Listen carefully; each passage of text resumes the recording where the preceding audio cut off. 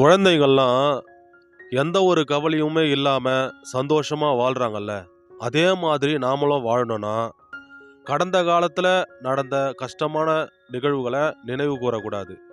அதே மாரி வருங்காலத்துல வர பிரச்சனைகள இப்படி ஆயிடுமோ, அப்படி ஆயிடுமோன்னு சொல்லிட்டு பயப்படக்கூடாது. பிரசன்ட்ல வாழணும். குழந்தைகள் எப்பொழுதுமே பிரசன்ட்ல தான் வாழ்வாங்க. அதனால தான் அவங்க நெறைய விஷயத்த லேர்ன் பண்றாங்க, சந்தோஷமா இருக்காங்க, விளையாடுறாங்க, பிரசன்ட்ட நல்லா யூஸ் பண்றாங்க. அதே மாதிரி நம்ம வாழ்க்கையிலும் நம்ம முன்னேறணும்னா, பிரசன்ட் ரொம்ப முக்கியம். இப்போ, கரண்ட், பிரசன்ட், நிகழ்காலத்துல வாழணும். இது ரொம்ப ரொம்ப முக்கியங்க. எதிர்கால சிந்தனையும், கடந்த கால சிந்தனையும் பிரசன்ட்ட கொன்னுடும். நிகழ்காலத்த அழிச்சிடும். தினமும் நாம நிகழ்காலத்த வீணடிச்சுக்கிட்டே இருந்தா, எதிர்காலமும் ரொம்ப மோசமா தான் இருக்கும். அதனால பிரசன்ட்ல ரொம்ப ப்ரொடக்டிவிட்டியா இருங்க. நல்லா பிளான் பண்ணுங்க. ஹார்ட் ஒர்க் பண்ணுங்க. இந்த ப்ராசஸ என்ஜாய் பண்ணுங்க. நம்ம ஆளுங்க சரியா பேர் வச்சிருக்கானுங்க. இறந்த காலம்னு சொல்லிட்டு. அதான் இறந்து போச்சே. அது மீண்டும் வரப்போறது இல்ல. எதிர்காலம் அது ஒரு இல்லூஷன். அது இப்படி இருக்கும், அப்படி இருக்கும்னு நம்மளால கணிக்கவே முடியாது. ஆனா பிரசன்ட்ல நம்ம லட்சியத்துக்காகவும், நம்மளோட இலக்குக்காகவும் கடுமையா உழைச்சா, கண்டிப்பா எதிர்காலத்துல நம்மளோட லட்சியத்த ஈஸியா அடைய முடியும். நிகழ்காலத்துல கவனம் செலுத்துறது மட்டும் முக்கியம் கிடையாதுங்க. நம்மளோட எல்லா நேரமும் நம்மளோட லட்சியத்திற்கு சம்பந்தப்பட்டதா இருக்கணும். நம்மளோட பேச்சா இருக்கட்டும், நம்மளோட சிந்தனையா இருக்கட்டும், நம்மளோட மக்களா இருக்கட்டும், நம்ம செய்யற எல்லா செயல்களும் நம்மளோட லட்சியத்திற்கு சம்பந்தப்பட்டதா இருந்தா, எல்லா நேரமும் பயனுள்ள நேரம்தான். உங்க வாழ்க்கையில நடந்த எல்லா அவமானங்களையும் மனசுல வச்சுக்குங்க. உங்களோட எல்லா தேவைகளையும் வரையறுங்க.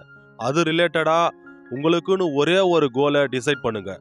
அந்த கோலை அட்டைன் பண்ணா நம்ம வாழ்க்கையில ஒரு சாட்டிஸ்ஃபைடான வாழ்க்கையா வாழ முடியும்னு ஒரு கோலை ஃபிக்ஸ் பண்ணி, அது ரிலேட்டடா எல்லா செயல்கள், எல்லா மனிதர்கள், எல்லா நேரத்தையும் வடிவமைச்சுக்குங்க. உங்களுக்கு தேவையான விஷயத்தில் மட்டுமே கவனத்தை செலுத்துங்க. தேவையில்லாத விஷயங்களை எட்டி கூட பார்க்காதீங்க. இன்னும் சில பேர் இருக்காங்க, அவங்க எல்லாத்துக்கும் பயப்படுவாங்க. ஒரு உதாரணத்துக்கு, அவங்கள சுத்தி இருக்கிற யாராச்சும் தோத்துட்டாங்கன்னா, அந்த தோல்வி நமக்கும் ஏற்பட்டுருமா? யாருக்காச்சும் உடல்நிலை பாதிக்கப்பட்டா, அதே மாதிரி நமக்கும் உடல்நிலை பாதிக்கப்பட்டுருமோ? அப்படின்னு சொல்லிட்டு, மத்தவங்களுக்கு ஏற்படுற நெகட்டிவான விஷயங்கள நெனச்சு, தனக்கும் ஏற்பட்டுருமோன்னு நெனச்சு பயப்படுவாங்க. ஆனா, எல்லா சம்பவங்களும், எல்லா நிகழ்வுகளும் எல்லாருக்கும் சரியா நடந்துறதில்ல. மத்தவங்களுக்கு ஏதாச்சும் ஒரு பாதிப்பு ஏற்படுதுன்னா, அதுல அவங்க தவறு இருக்கலாம். இல்ல அவங்க விழிப்புணர்வு இல்லாம இருக்கலாம். அவங்களோட விதியா இருக்கலாம். என்ன காரணம்னா இருக்கலாம். அதே காரணம் நமக்கு ஏற்படுன்ற நிச்சயம் கிடையாது. மத்தவங்கள பார்த்து நம்ம கத்துக்கலாம். இந்த தவற நம்ம பண்ணக்கூடாது அப்படின்னு விழிப்புணர்வோட நடந்துக்கலாமே தவிர, அது நமக்கு ஏற்பட்டுடும்ன்ற பயம் நம்மளுக்கு தேவையில்ல. நாம ஒரு லட்சியத்த வரையறுத்து, அது பின்னாடி நம்ம போகும்பொழுது, சில விஷயங்கள் நம்மள பயமுறுத்தும். ஆனா அந்த பயத்துக்கு வலிமை கொடுக்காம, அதிலிருந்து நம்ம விழிப்புணர்வு ஏற்பட்டு, நாம நம்ம பாதையில சரியா போகணும். அதுக்கு தான் பயம் நல்லதுன்னு சொல்றது. ஆனா பயமே வாழ்க்கையா இருக்கக்கூடாது. அது ஒரு எதிர்மறையான விளைவை தான் ஏற்படுத்தும். பெரும்பாலும் நாம பார்த்து பயப்படுற விஷயங்கள் நடக்கிறதே இல்ல. பாசிட்டிவா தான் நடக்குது.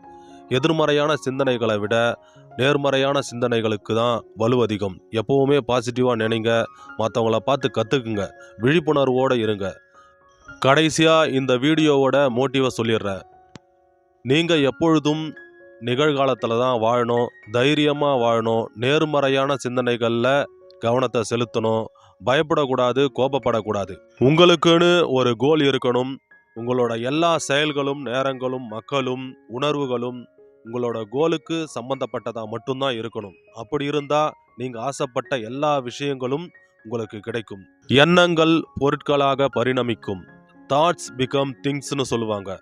அதாவது நாம எதை பத்தி அதிகமா யோசிக்கிறோமோ, எதை பத்தி அதிகமா பேசுறோமோ, எதை அதிகமா செய்யறோமோ, அதுக்கு சம்பந்தப்பட்ட சூழ்நிலையை தான் நாம உருவாக்குவோம்.